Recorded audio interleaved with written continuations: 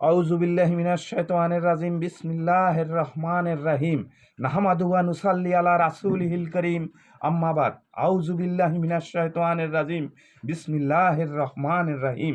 সকল প্রশংসা সেই মহান আল্লাহ তাআলার জন্য, যিনি সমস্ত পৃথিবী সৃষ্টি করে সমস্ত মানব জাতিকে ভালোবেসে সুন্দরভাবে পরিচালনা করিতেছেন। পেট ভরে একবেলা শান্তিতে ভাত খাওয়া, সুস্থ শরীর নিয়ে বেঁচে থাকা, রাতে শান্তিতে ঘুমানো, এটাই আল্লাহর বড় নেয়ামত। এর চেয়ে বড় নেয়ামত আর নেই। বুখারী শরীফ হাদিস।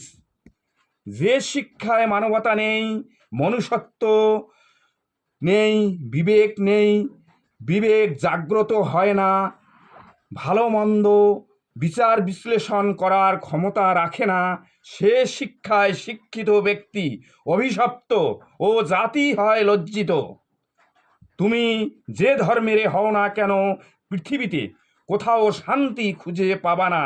হাসিনার মতো অবস্থা তোমার হবেই হবে, কোনো সন্দেহ নাই ইনশাআল্লাহ। আইনের পূর্ণ শাসন চাই, সৎ লোকের শাসন চাই। সাধারণ মানুষকে ক্ষমতায় দেখতে চাই। হাসিনা বলেছিল 2041 সাল পর্যন্ত থাকবো। 2041 সাল পার হলেই বাংলাদেশের রাজধানী হতো দিল্লি। বেসরকারি রিটার শিক্ষকদের অবসর ও কল্যাণ ভাতা দেওয়ার জন্য বিশেষভাবে অনুরোধ জানাচ্ছি।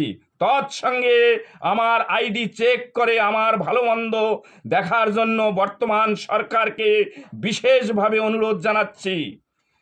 আমার এই ভিডিও বিশ্ববাসী ও বাংলাদেশিদের কাছে আমার আবেদন, আপনারা আন্তরিকভাবে দোয়া করবেন যেন আল্লাহ পাক আমার এই নেক নিয়াত পূর্ণ করেন।